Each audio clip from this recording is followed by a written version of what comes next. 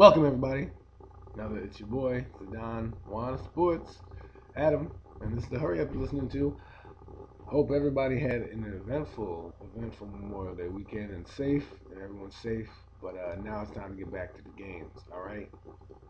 If you didn't know, the Stanley Cup Finals start Wednesday. Should be fun. One of my boys is he's picking the Canucks to win the series. So Boston, look out!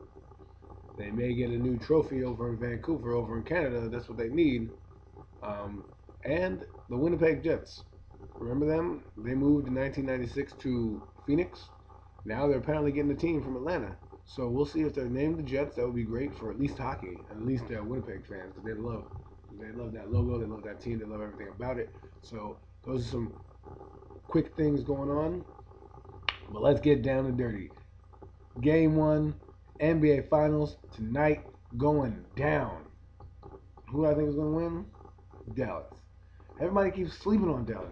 They're saying LeBron's the best player ever, and you knew this was going to be the case coming in. You knew this was going to be the case coming in. That's exactly what you thought. That's exactly what people are telling you. This is what they told you it was going to be. You know, if he lost, we wouldn't be talking about him at all. You know, we would probably be talking about Derrick Rose and how he's the MVP, and they got to build a storyline. So the fact that they're building a storyline of LeBron James being the best player ever, who, by the way, has never won a championship, you know, I mean, that's like Dan Marino and John Elway. Who is the better quarterback? Well, guess what? Marino had the numbers, but Elway had the rings. So, you know, Jordan has got the numbers and the rings. LeBron got some numbers. He hasn't even done anything yet, really. He's just a baby still. He's 26 years old. He's still got a lot of playing time left. So we can't really anoint him the greatest ever. I mean, I know Pippen did. That's kind of a slap in the face to Jordan. But to each his own, right? To each his own. We'll find out. If he can get at least one ring, we can put him in there. You got to get one ring.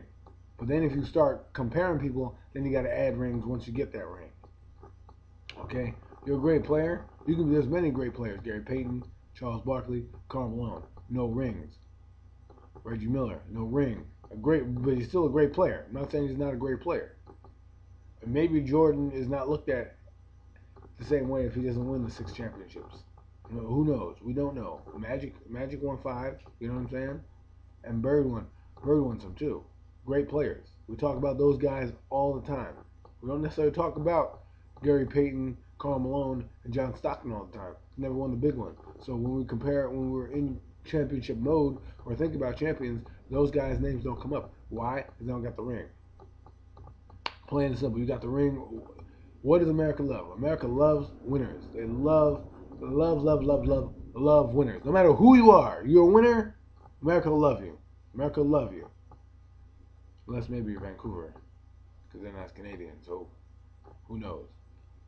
But, you know, Miami is a team that is the flashy team right now. If you told me what you wanted to see was LA and Miami, you wanted to see the two I wouldn't say powerhouses, but you know, the flashier teams. You didn't get that. You got Dallas, who's not that flashy. You got a bunch of cagey veterans, and then you got, you know, the Miami Heat, who's got the big 3. Interestingly enough, they're meeting in the finals again, the second time in 5 years.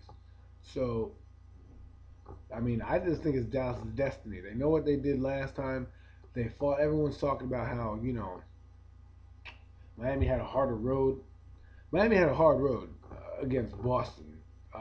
Once they lost game 1 against Chicago, it basically was a breeze, that series, because Chicago has no bench, and you can just tell the youth of that team in Chicago and how they, I wouldn't say faltered down the stretch, but the mental capability and mental capacity that they had was not there. You know what I mean? You know what I'm saying? Not exactly there. So you saw the experience, you know, get taken out of the game right there. You know what I mean? And that's a big factor. Big factor. LeBron James has been to a finals. Dwayne Wade has been to a finals. Chris Bosh has been in a playoff series. Mike Bibby's have been in the finals. You know, that experience is really a factor. Same thing that happened with Dallas Mavericks. You know, the experience was really the key factor and them advancing in the series because they've been together so long, because they know teams, because they've been through this adversity before. They know what it takes to win. Teams like Chicago and Oklahoma City don't have that same mental capacity under their belt. They haven't had that mental strain yet until now. And you saw how they responded. They did. I mean, you look at those young, youthful teams in the Bulls and Oklahoma City. They both had chances to win games. They both had chances to win series. So, it's not exactly the hardest thing to do, but when you don't have that experience, it does limit you in some capacity, in some way, shape, or form that doesn't let you get to where you want to be or need to be. And in this case, that's the NBA Finals. That's the NBA Finals. A lot of people are sitting at home. A lot of people are watching. This is it. This is it. There's no turning back now. There's 4 games that you need to win out of 7. 4 out of 7. Let's see if we can be that team. I think it's Dallas. I think Dirk Nowitzki, the good thing is, I think the matchup favors Miami, Dallas this way. They're benching.